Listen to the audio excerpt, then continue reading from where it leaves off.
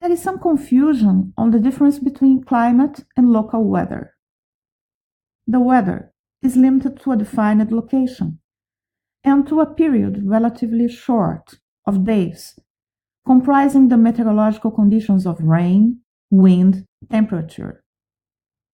Climate refers to meteorological conditions observed in a relatively long period of time, of years, decades, or more. Thus, the climate would reflect an average of meteorological conditions in a given region.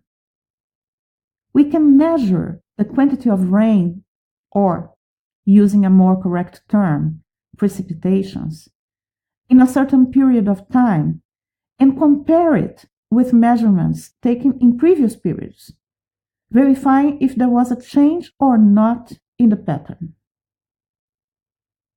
There are many measurements of temperature, wind, and precipitation being made around the world by meteorological observatories, and lots of historical data available to make comparisons.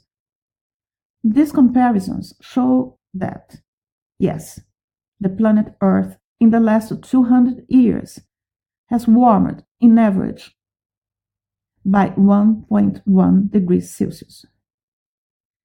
It can seem a small number, but it's not. The meteorological system is very delicate and difficult to predict, as exemplified by wrong weather forecasts that we all have seen at least once. But that is becoming more and more predictable due to technological advancements and the increasing use of satellites to watch air fronts in movement. Sometimes, a small change can generate a huge impact, called tipping point. An example of tipping point: when we heat water in liquid state, it continues to be liquid until it reaches 100 degrees Celsius, when then it changes to the vapor state. This a little more than 1 degree Celsius of global warming is already making the oceans more acidic and diminishing the ice cap in the Arctic, and it can be verified through measurements. These effects, on their turn, create other impacts, like the sea level rise, which generates other impacts on coastal cities and islands.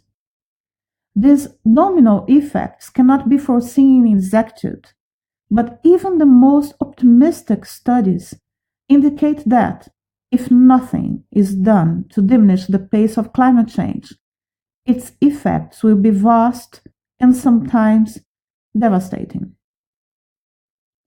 We can notice the impact of global climate change in local weather conditions, getting more out of the historical pattern. Lengthy droughts and inundations, largely unexpected, for example.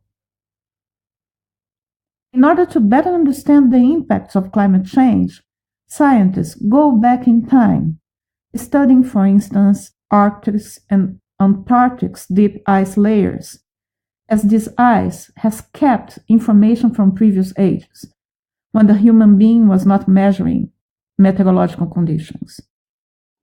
We'll talk a little about this in our next video. Until then,